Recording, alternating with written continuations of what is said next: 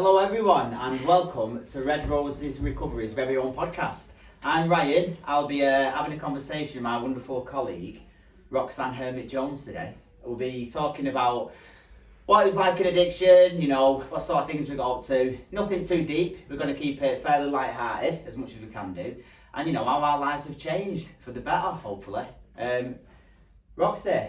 So I'm Roxy, I work for Rose Recovery. I sat with the host Ryan today. So yeah, we're going to talk about where our addictions have took us and how our lives have been and our achievements, but also looking back and just keeping it natural and real really, aren't we, of how our journeys have been.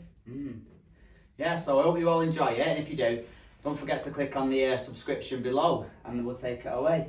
Roxy, what I really want to start with is, why stop? Why stop what addiction? Yeah, why stop? What was it? What was the turning point? Did you get up one morning and you had just had enough? Was it having kids? What was it for you? Looking like a bag of bones and running around streets. Being brutally honest, ripping people off, losing all self-control, not self-will and hope, and understanding that, I was affecting everybody around me, I was hurting everybody, I was traumatising people. So, you're running in a shop, you're picking a rail of clothes and you're traumatising everybody in the shop, but you're not seeing that while you're in addiction. So suppose for me, when I woke up one day and I thought I had to change, I looked in the mirror, and I suppose when you lose weight, you don't realise when you're looking in the mirror that you're actually that thin, until you proper look at yourself and you think, whoa, where is she?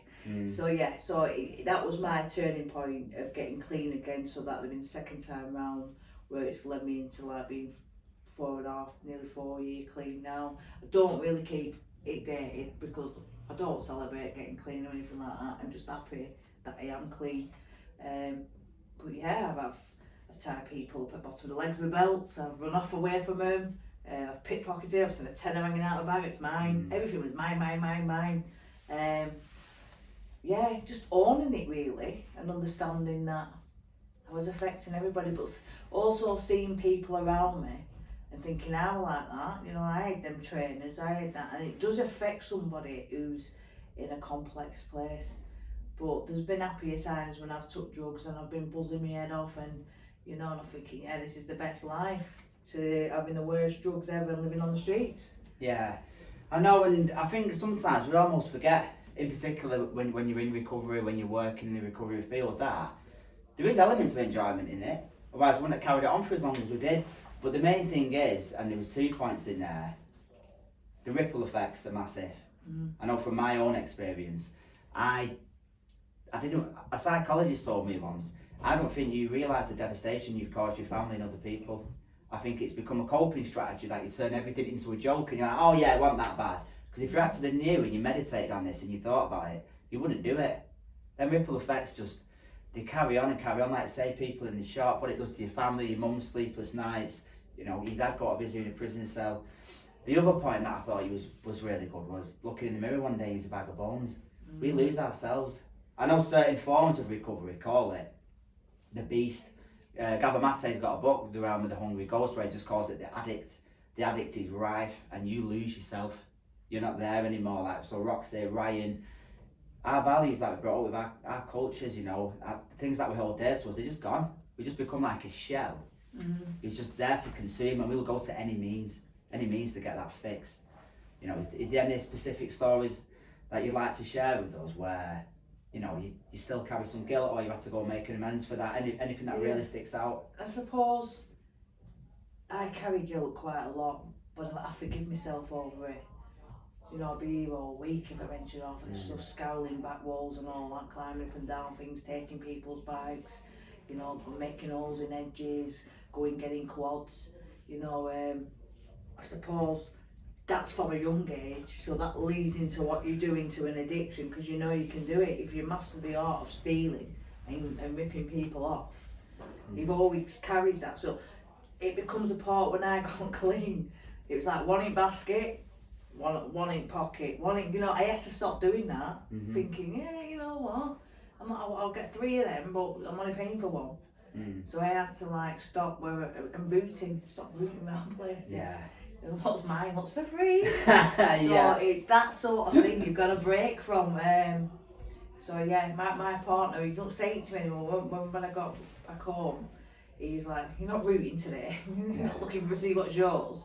And I forgot all that now. I do remember once, and I was proper chaotic. And I was out grafting, nicking this handbag, and I remember it, and it makes me cringe. And I hit this handbag, and I'm rooting through it, walking down the street, and I shouldn't laugh. I'm rooting through it like a time of my life. Dig, dig, dig, dig. Oh yeah, fall. Yeah. And then I've looked across road, so I'm walking down, I've like turned my head, looked across road, and I seen my daughter's nana with my daughter and kids. She just picked them up from school, and it was the tears in my daughter's eyes. Me mum. Yeah. But now I'm having two times. I've got money, got this, got that. So my head's going into thinking I'm going to score. But it was the guilt of looking at my daughter because she hadn't seen me for months. Like, that's my mum. No matter what state I was in, I was still a mum. And I think that affected me quite a lot, to think to myself, what was I actually doing to that child at the time? All that aces and trauma was causing her, running around with his handbag, more bothered about the handbag and the phone and the money, rather than thinking, I need to be getting better and going on to be a mum. So I suppose that took its toll with me, but I still carried on. That's how evil it can make you, to still carry on with them. Yeah, 100%.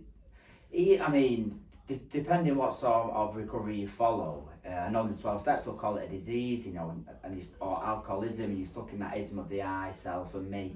And it is very much all about me. What can I, being a mum, being a wife, those sort of things, they could become not as important as scoring.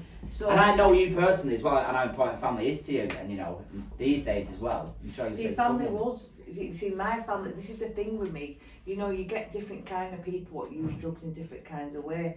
I'd walk in a shop empty, but I'd always get my kids somewhere.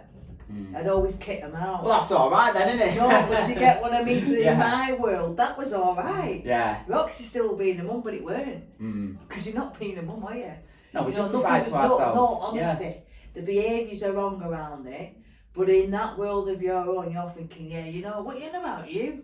I've got them trainers, I've got them well, the trainers ain't taking them to school and feeding them, is it? Yeah. So you just, when you start to understand the balance of like where your thinking is, and what's right and wrong, there can be a right and there can be a wrong, and there can't be. But once you understand yourself as a person and say, well, wait a minute, was you brought like that? Did your mum go out and empty a shop and say, here, get the tracking on, or get some trainers on? No, she went out, she worked, she provided. So then you start going back into thinking, what was good about what my mum and my dad did for me? Rather than thinking, what did my brother do? He went out and stole cars. Oh, well, yeah, that looks very inviting, that, it's for free. So where you've got to you're battling with yourself to think what's right, and then you automatically start learning who you are. How do you get back? See, in my opinion, I think we all know what's right and right. I think our conscience, if most people listen to the conscience for every decision, it might be something like, I shouldn't have that takeaway today, I might feel guilty. Should I go and meet that girl, I'm seeing somebody, she's got a boyfriend. We go and do it anyway. I think if you listen to your conscience on every decision, a couple of years down the line, people would be flying. But I know I didn't have a conscience in addiction, or suppressed it, or justified it. And you made an interesting point with the thinking. It was your thinking. Someone told me once, because we all work from a lived experience perspective at Red Rose. We are addicts ourselves that have got some clean time. Mine was alcohol. I've used all substances, but drinking was the one. And I used to put a lot of my problems down to alcohol. And someone said to me once, it's not a drinking problem you've got, Ryan. It's a thinking problem. It's the way you think, the way you perceive the world. That's got to change. If that doesn't change, you'll go back to drinking. Yeah. I suppose we're all like that, because we're not born with manuals, we're learning, aren't we? Definitely. So our mistakes, and you always learn, from when the brain's developed as a baby, from being inside the womb, and you're developing everything, you're listening and all that, to coming out. You're burning yourself, you're getting burnt by your spoon as a joke off your mum, aren't you? Oh yeah, you know what I mean? So that sort of thing, that's you learning what it is. But we're never born, so this is where we go into destruction, when we start spreading out into finding friends and going to school and nicking off school. Then we start, you go one way, over the say, don't we? So that's you trying to learn what the world is about. We never get it right. Our mistakes is what makes us better sometimes. Yeah, it makes any sense. I do, and as long as we learn from it. I mean, I live this way now, not out of choice, I'd say more along the lines of the way I was choosing to live. Life battered me into submission. It beat me to submission, so then I had a choice to go and live another way. Yours sounds slightly different. It was almost like looking in your daughter's eyes that day. It was everything. Yeah. That's just one thing. I can remember it being so dark. I can remember walking streets for hours just in a dark place. But I've had time in my life sometimes. I've sat in houses smoking my head up, watching people killing each other and fighting. Like, what are you doing? Having pipe after pipe. Yeah. You know, so with me, it was like I would go or not. But once I did something, I battered the back off it.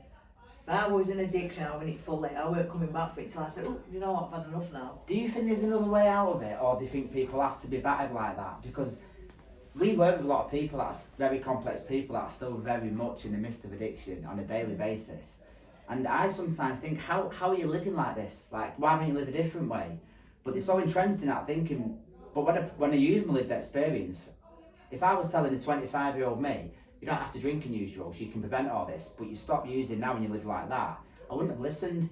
Do you think some people can get it by, well, visible recovery, or do you think some people have to be battered into it? Some people don't get clean till they're about 80. Do you know, I've seen people come in and inspire and they've been at an old age. Some people just don't get it. Some people have had that much trauma, they've had ACEs, they've been in a bad accident, they've been addicted to all different kinds.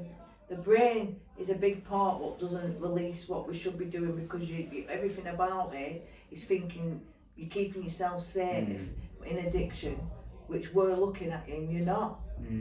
So, you know, until you switch someone's brain off and say, right, wake up, you're all right now. Yeah. You know, you've got to do it. That's a process of getting better. You've got to do it. I think as well, again, only speaking from my own experience, the visible recovery is massive for me. If I see somebody who's sort of been where I'm from, not necessarily my own area, but same sort of estate, same sort of background, same sort of prison, you're further on your journey than me. You're someone I use in particular from working with a female.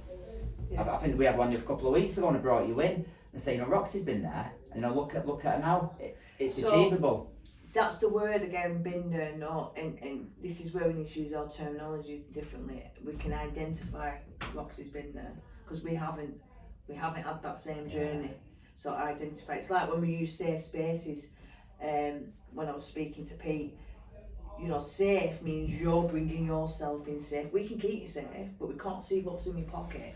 So we keep the safeness within the building as a whole, but you keep yourself safe while you're in the building. So you can be at a party sort of thing. Are you going to be safe at this party? Is there going to be X, Y, and Z? Not at one of your parties, by the sound of it. You know what I mean, don't you? You know, it's all about how you keep yourself safe. You know, if I was on them streets and I was marching around and I had drugs on me, my safety is me, because I'm going to go and smoke my stuff. You ain't having any of it, so I'm keeping myself safe because I've got my stuff.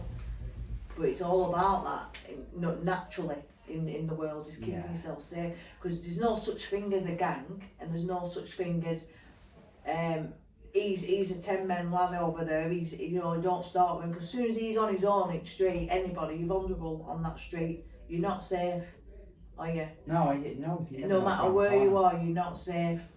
So, you know, you just got to look at it, is how when they come in, what kind of safe environment are we providing for them, which what we do in the hub. So then the journey, we're part of their journey of trying to get them better understanding, because when you go away from it and come back, I know Red Rose, I'm coming back in there. Yeah. You know, that funny one over there, Roxy, or him over there with shiny teeth, that's right. I think she's referring to me there, everybody. But that's how we look at it. Yeah. So, you know, it's vital all the time, you know, when I went out there and I was volunteering for Red Rose, and then I knew to come back to Red Rose, and I come back stronger. Yeah. If that makes any sense. I come back, well, I know what they do. Makes a lot of sense. I know what Emma taught me, I know what Pete taught me, I know who supported me, and I took that in my journey and used it. So I use it now, everything I've been taught, I use it, and I, use it as a bit of structure, stay in my own lane. Yeah, I love that. I stay in my own lane. I use it quite a lot, what I learned. But I'm grateful that I went out the second time and come back in, because it's made me who I am today. It's made me a lot stronger person, and I can actually stand up for people now and give them a bit of guidance and say, you know what, you've got it. You might not be ready, but you know where I am when you are.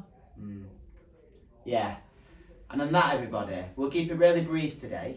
But I want to thank you, Roxy, for being so honest in there and putting it so articulately. Yeah, thank you. I'm being sarcastic with that one. I think the message was put out there massively, and that is what we try and provide every day, a safe space where you can come. And you made an interesting point where, not to try and say you've been there, but I can identify with it. And thank you for having me, Wayne. It's always a pleasure. So, thank you everybody. I hope to see you all again very soon. Take care and stay safe. Bye bye.